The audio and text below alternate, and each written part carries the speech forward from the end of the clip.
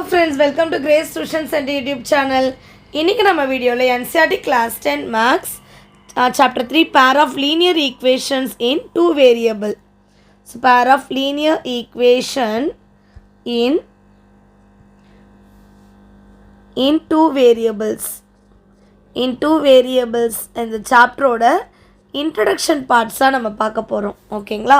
So pair of linear equation in two வேரியபிள்ஸோட introduction தான் நம்ம பார்க்க போகிறோம்.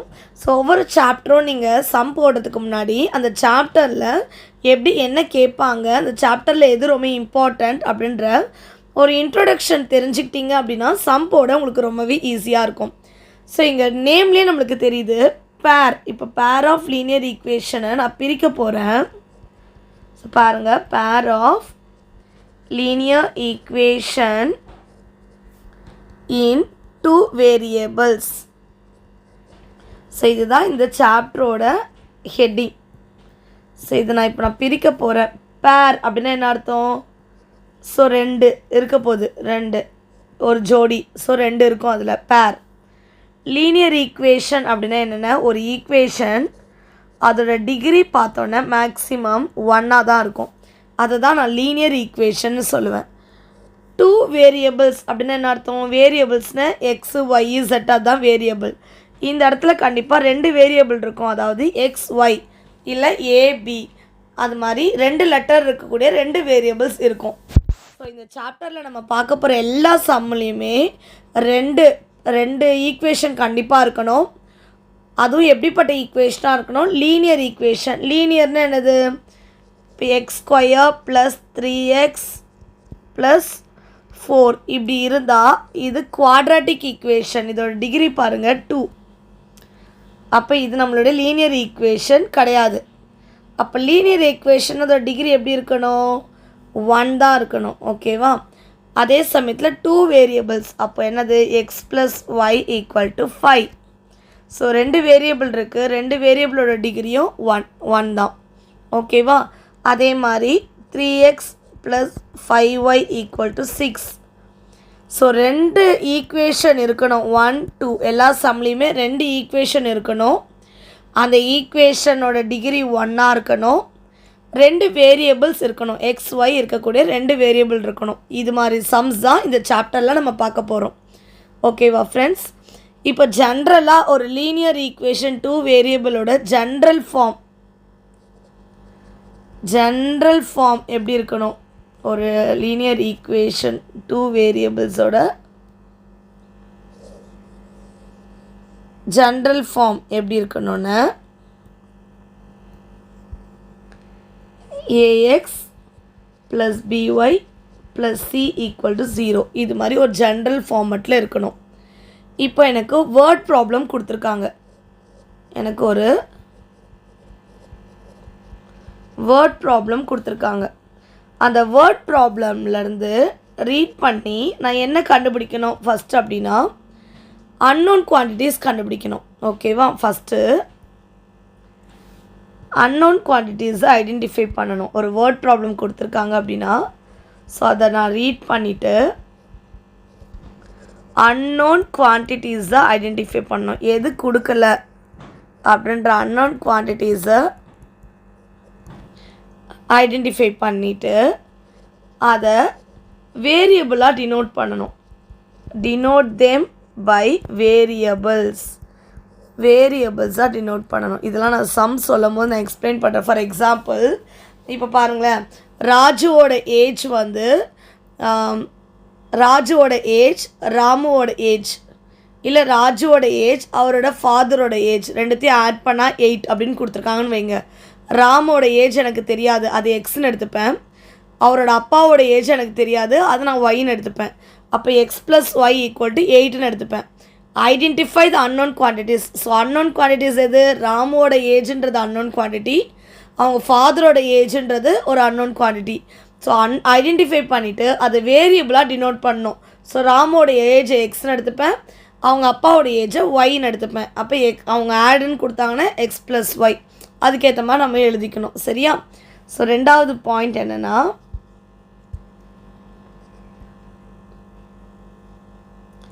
ஸோ அதை ஐடென்டிஃபை பண்ணி வேரியபிள்ஸாக மாற்றுறதுக்கு அப்புறமா இந்த குவான்டிட்டிஸை வந்து நான் என்ன பண்ணேன்னா மேத்தமெட்டிக்கல் ஃபார்மில் ரீப்ளேஸ் பண்ணணும், அதாவது ரெப்ரசன்ட் பண்ண ஆரம்பிக்கணும். இப்போது Ram age sum of Ram age and is father age is 60 அப்படின்னு கொடுத்துருக்காங்கன்னு ராம் ஏஜை எக்ஸ்ன்னு எடுத்துப்பேன், ஃபாதர் ஏஜை ஒய்ன்னு எடுத்துப்பேன், சம் கொடுத்துருக்கனால ப்ளஸ் போட்டுட்டு 80 இது மாதிரி ரெப்ரசன்ட் பண்ண ஆரம்பிக்கணும். So represent the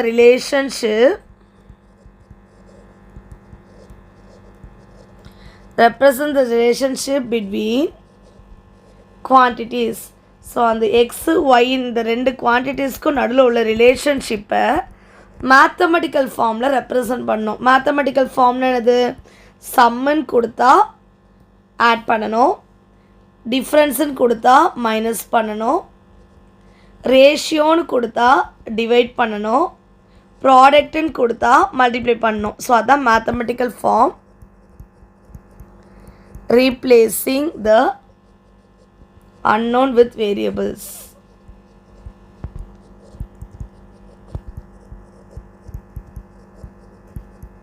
so word ப்ராப்ளமாக இருந்தால் அன்னோன் குவான்டிட்டிஸ் ஐடென்டிஃபை பண்ணி அது வேரியபிளாக டினோட் பண்ணிவிட்டு மேத்தமெட்டிக்கல் ஃபார்மில் ரெப்ரசன்ட் பண்ண ஆரம்பிக்கணும். ஓகேவா?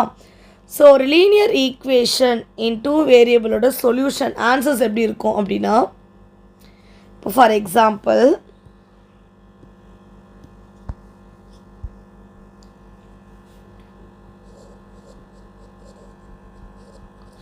solution of a linear equation answer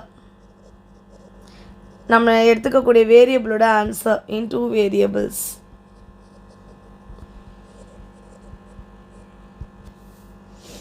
இதோட ஆன்சர்ஸ்ன்னு பார்க்கும்போது அதை நம்ம அந்த சொல்யூஷன் என்ன பண்ணணும் அப்படின்னா சாட்டிஸ்ஃபை பண்ணணும்.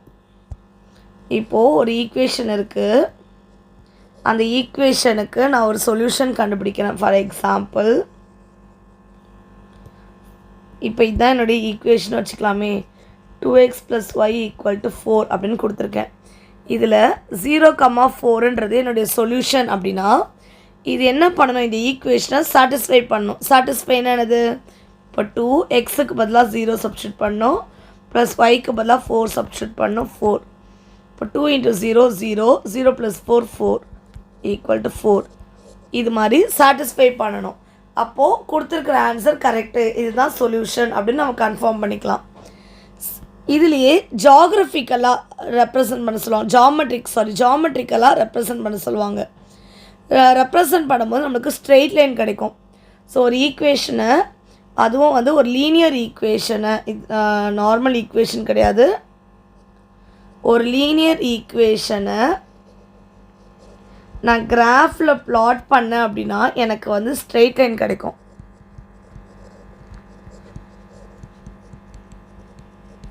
ஸோ அப்போ எனக்கு ரெண்டு ஈக்குவேஷன் இருக்கும், அப்போ 2 லைன் இருக்கும். அந்த 2 லைனை வந்து நான் கிராஃபில் ப்ளாட் பண்ணும்போது எனக்கு 2 விதமான ஆன்சர் வரும். ஒன்று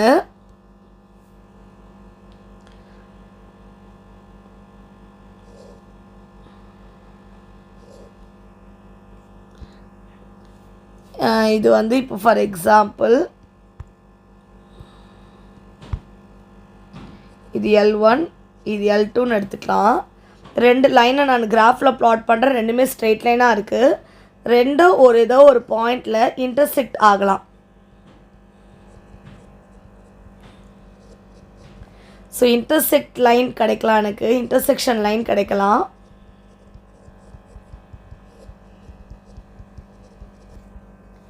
இல்லைனா அந்த 2 லைனையும் எனக்கு கிராஃபில் ப்ளாட் பண்ணும்போது இது மாதிரி ஒரு பேரலல் லைன், ஸோ இது மாதிரி ஒரு பேரலல் லைன் கிடைக்கலாம். இப்போ இன்டர்செக்ஷன் லைனாக இருந்துச்சு அப்படின்னா எனக்கு கண்டிப்பாக ஒரு சொல்யூஷன் கிடைக்கும். ஸோ இன்டர்செக்ட் லைனுக்கு வந்து எனக்கு சொல்யூஷன் கிடைக்கும். இது மாதிரி ஒரு பேரலல் லைன் கிடைக்கலாம்.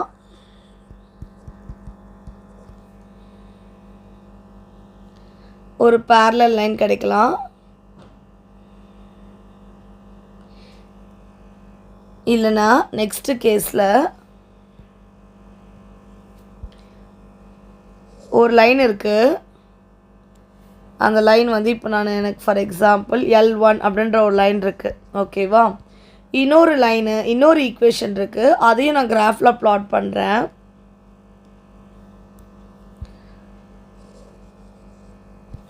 அதுக்கு மேலேயே வருது. ஓகேவா? L1ம் இருக்குது. L1க்கு மேலேயே எனக்கு L2வும் வருது. L1 L2 ரெண்டுமே மேலே மேலே வரதுனால இது கோஇன்சிடென்ட் லைன் சொல்லலாம். ஓகேவா? ஒரு லைனுக்கு மேலேயே இன்னொரு லைன் வரலாம். கோஇன்சிடென்ட் லைன் அப்படின்னு நம்ம சொல்லலாம். ஸோ இப்போ இன்டர்செக்ஷன் லைனுக்கு எனக்கு எத்தனை சொல்யூஷன் வரும் அப்படின்னா, ஸோ 2 லைன் இன்டர்செக்ட் ஆகிருக்கு. இப்போ இதோட சொல்யூஷன் பார்த்தோன்னா 1 சொல்யூஷன். ஸோ இந்த பாயிண்ட் தான் எனக்கு சொல்யூஷன். ஸோ ஒரே ஒரு சொல்யூஷன் இருக்கும். இங்கே பேரலல் லைன் வந்து ஒரு பாயிண்டில் மீட்டே ஆகாது. ஸோ அப்போ இவங்களுக்கு நோ சொல்யூஷன். பேரலல் லைன் என்ன ஆகாது, மீட் பண்ணவே பண்ணாது. So no solution. கோஇன்சிடென்ட் லைனில் பார்க்கும்போது எல்லா பாயிண்ட்டும் இன்டர்செக்ட் ஆகிருக்கும். அப்போது இன்ஃபினிட் நிறைய இருக்கும். Infinitely many solution.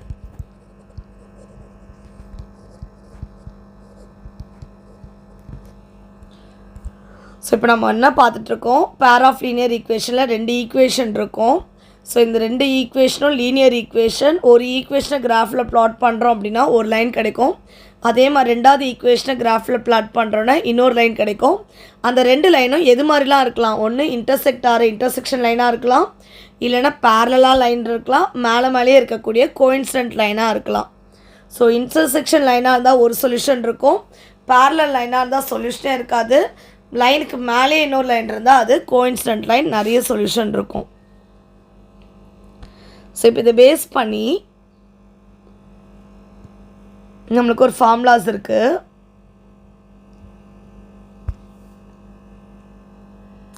ஸோ இப்போ நம்ம 2 ஈக்குவேஷன் எழுதும் போது எப்படி எழுதுவோம், அதோட ஃபார்மெட் வந்து பார்த்தோன்னா a1x + b1y + c = 0. இது ஒரு equation. a2x + b2y + c2 = 0. So இது மாதிரி 2 ஈக்குவேஷன் இருக்குது. இப்போ இந்த a1ஐயும் a2ஐயும் நான் டிவைட் பண்ணுறேன். a1/a2 b1/b2 இது ரெண்டுமே ஈக்குவலாக இல்லை. a1/a2வும் b1/b2வும் ஈக்குவலாக இல்லை அப்படின்னா இது மாதிரி இருக்கக்கூடிய பேர் ஆஃப் ஈக்குவேஷனை நான் என்னன்னு சொல்லுவேன்னா கன்சிஸ்டன்ட் அப்படின்னு சொல்லுவேன். இது ரெண்டும் நாட் ஈக்குவலாக இருந்தது அப்படின்னா இதை நான் கன்சிஸ்டன்ட் அப்படின்னு சொல்லுவேன். கன்சிஸ்டன்ட் அப்படின்னு என்ன அர்த்தம்னா இன்டர்செக்ட் ஆகிற லைன். என்ன லைனு, இது ரெண்டும் இன்டர்செக்ட் ஆகிற line, intersecting line. System is consistent அப்படின்னு எழுதுவோம். இது வந்து இன்டர்செக்டிங் லைன். ஸோ அப்போ இதில் எத்தனை சொல்யூஷன் இருக்கும், 1 சொல்யூஷன் இருக்கும். ஸோ அடுத்தது இதே மாதிரி ஒரு 2 ஈக்குவேஷன் இருக்குது. ஸோ அந்த 2 ஈக்குவேஷனில் a1/a2 கண்டுபிடிக்கிறேன், b1/b2 கண்டுபிடிக்கிறேன். ரெண்டும் ஈக்குவலாக இருக்குது. இப்போ திரும்ப c1/c2 கண்டுபிடிக்கிறேன், அதுவும் ஈக்குவலாக இருக்குது. மூணுமே அப்படி இருந்துச்சு அப்படின்னா இதை நான் என்னன்னு சொல்லலான்னு,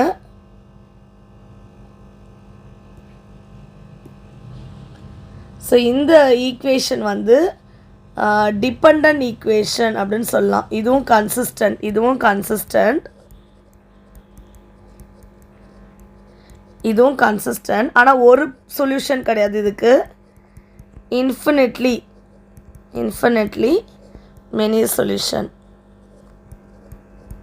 இன்ஃபினிட்லி மெனி சொல்யூஷன் என்ன அர்த்தம், கோஇன்சிடென்ட் லைன். இது என்ன லைனு, கோஇன்சிடென்ட் லைன். ஒரு லைனுக்கு மேலேயே இன்னொரு லைன் இருக்குதுன்னு அர்த்தம்.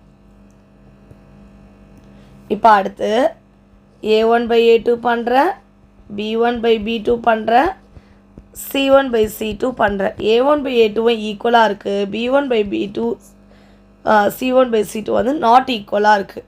அப்படின்னா இன்கன்சிஸ்டன்ட், கன்சிஸ்டண்ட்டாகவே இல்லை, அதாவது மீட்டே ஆகலை. இவங்க இன்கன்சிஸ்டன்ட், ரெண்டு ஈக்குவேஷனும் மீட்டே ஆகலை, அப்போ நோ சொல்யூஷன். இது எந்த லைனுக்கு நோ சொல்யூஷன் வரும்? நம்ம இங்கே டயக்ராமில் பார்த்தோம், பேரலல் லைன்ஸ்க்கு தான் நோ சொல்யூஷன் வரும். அப்போ இது பேரலல். Clear students? ஒரு ரெண்டு ஈக்குவேஷன் கொடுத்துட்டு நம்மளுக்கு ஒன் சொல்யூஷனா இல்லை இது இன்ஃபினிட்லி மெனி சொல்யூஷனா நோ சொல்யூஷனான்னு கண்டுபிடிக்க சொன்னாங்கன்னா நம்ம இதுதான் A1/A2 பண்ணுவோம், B1/B2 பண்ணுவோம். ரெண்டும் ஈக்குவலாக இல்லைன்னா கன்சிஸ்டன்ட் ஒன் சொல்யூஷன் எழுதுவோம். இது மாதிரி செக் பண்ணிப்போம். ஸோ ரெண்டு பேர் of linear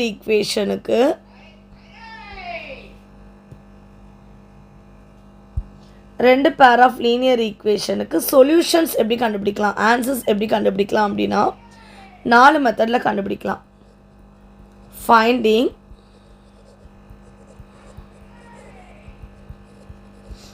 solution for consistent pair of linear equation.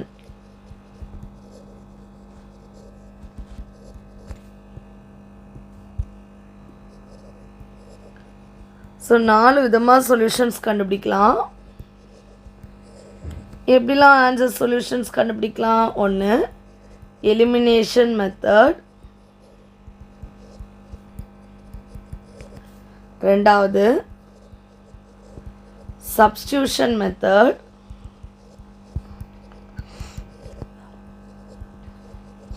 மூணாவது cross multiplication method,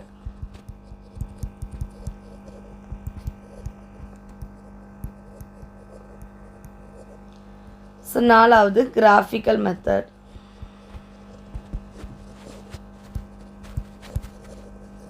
so 4 மெத்தட்ஸும் use பண்ணி நம்ம சம் போட்டு என்ன பண்ணுவோம் அப்படின்னா இதை சால்வ் பண்ணி XY கண்டுபிடிப்போம். சரிங்களா? இது நான் சம்ஸ் போடும்போது ஒன்று ஒன்றா உங்களுக்கு டீட்டெயிலாக எக்ஸ்பிளைன் பண்ணுவேன். இப்போ இந்த இன்ட்ரடக்ஷனில் நீங்கள் தெரிஞ்சிக்க வேண்டியது என்னது, pair of linear equation in 2 வேரியபிள்னும் போது பவரில் ஸ்கொயர் வரக்கூடாது, XY 2 வேரியபிள் இருக்கணும். ஸோ அதில் ஜென்ரல் ஃபார்ம் வந்து AX + BY + C = 0ன்னு இருக்கணும். ஒரு வேர்ட் ப்ராப்ளம் இருந்தால் அதை நம்ம ரீட் பண்ணி அதில் அன்னன் குவான்டிட்டிஸ் ஐடென்டிஃபை பண்ணி அதை வேரியபிளாக மாற்றுவோம். அது சம்மன் கொடுத்தாங்கன்னா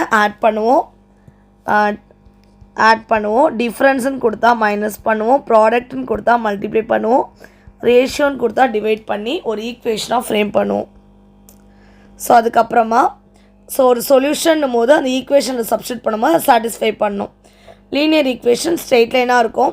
ஸோ அதை வச்சு 3ஆக பிரிக்கலாம். 2 லைன் ஒரு பாயிண்டில் இன்டர்செக்ட் ஆகலாம், இன்டர்செக்டே ஆகாத பேரலல் லைனாக இருக்கலாம், ஒரு லைனுக்கு மேலேயே இன்னொரு லைன் வரலாம்.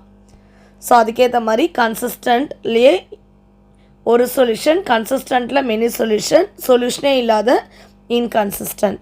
ஸோ இதோட சம்ஸை வந்து நம்ம டீட்டெயிலாக பார்க்கலாம்.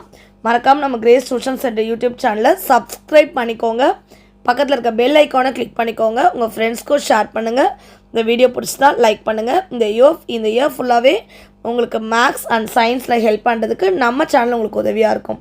தேங்க்யூ, தேங்க்ஸ் ஃபார் வாட்சிங்.